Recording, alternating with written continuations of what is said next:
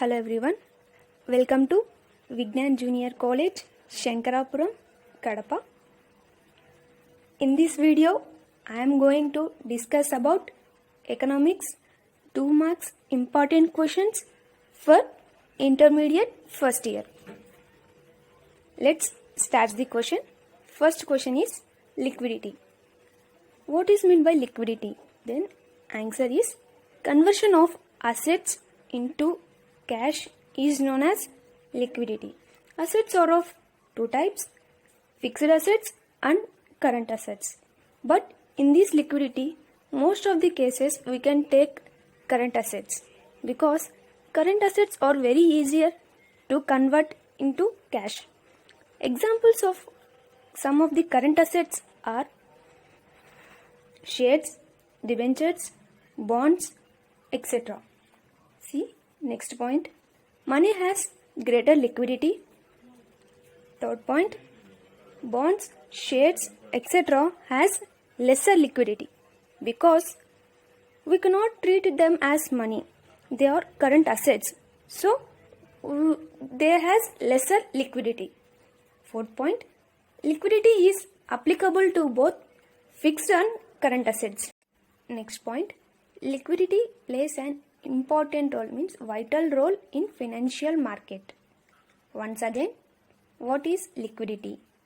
First point, the conversion of assets into cash is known as liquidity. Second point, money has greater liquidity. Third point, bonds, shares, etc. has lesser liquidity. Fourth point, liquidity is applicable to both fixed and current assets. Fifth point, liquidity plays an vital role in financial market. Vignan Degree College, Shankarapuram, Kadapa. Courses offered by the college are BCom Computers, BSc MScs, means Maths, Stats and Computers, BBA, Bachelor of Business Administration. Classes by 12 most popular lecturers, and you can also listen 10 days free demo classes, that is currency. Currency consists of paper notes and coins. In India, RBI issues currency notes of all denominations except 1 rupee note coins. The present governor of RBI is Shaktikant Das. The Central Finance Ministry of India issues 1 rupee notes and coins. Currency values differ from one country to another country. Take for example, in India our currency is rupees.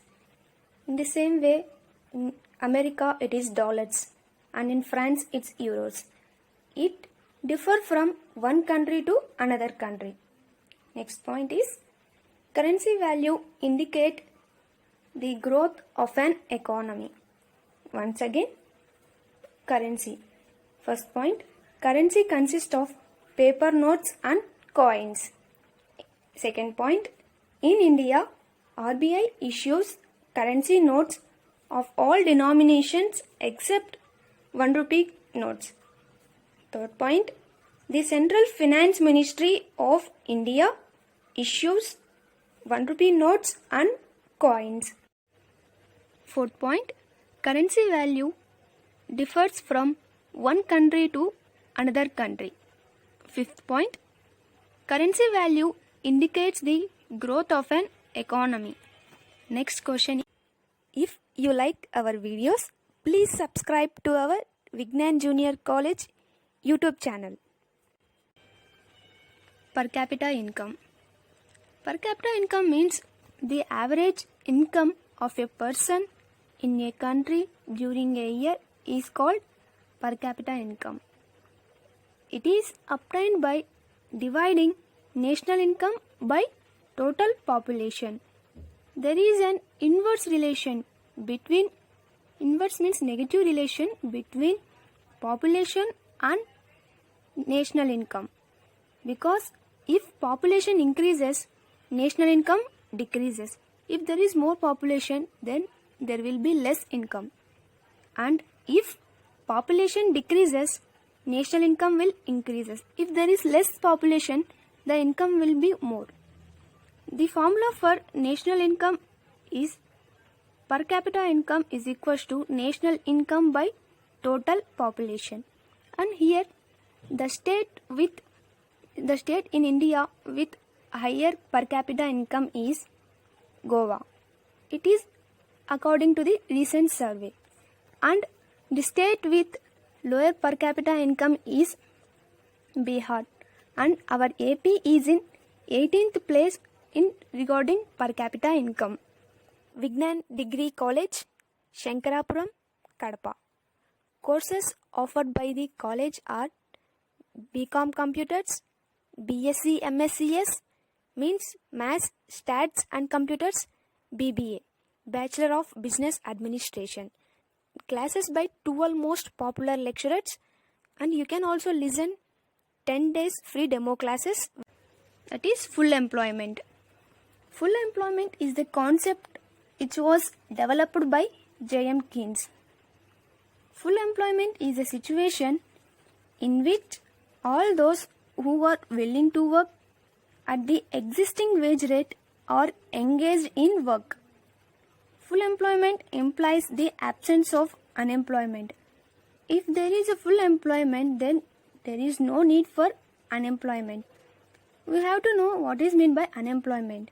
If people are able to work, willing to work, but unable to find job, is known as unemployment. But here there is full employment. People are getting the existing wage rate which they are engaged in their works. So here there is an absence of unemployment. Next point, full employment is a macroeconomic concept which deals with the whole economy. It is a larger concept like full employment.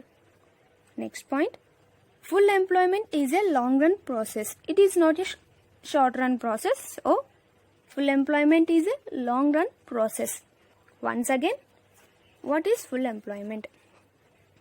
First point, the concept of full employment was developed by J.M. Keynes in his theory, Keynesian theory of employment. Second point, full employment is a situation in which all those who are willing to work at the existing wage rate are engaged in work. Third point, full employment implies the absence of unemployment. Fourth point, full employment is a macroeconomic concept which deals with a whole economy. Fifth point, full employment is a long run process.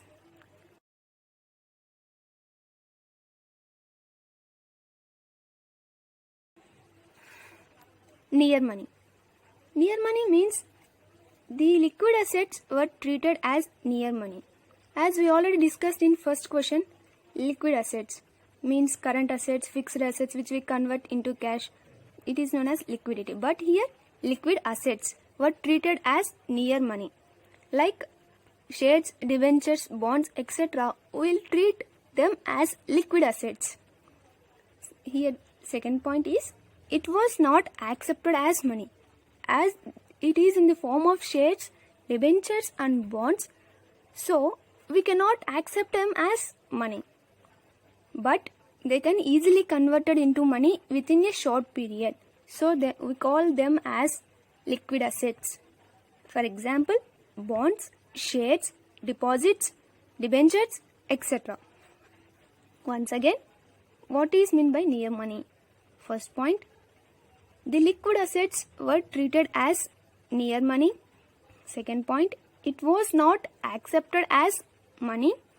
Third point, but they can means near money can be easily converted into money within a short period.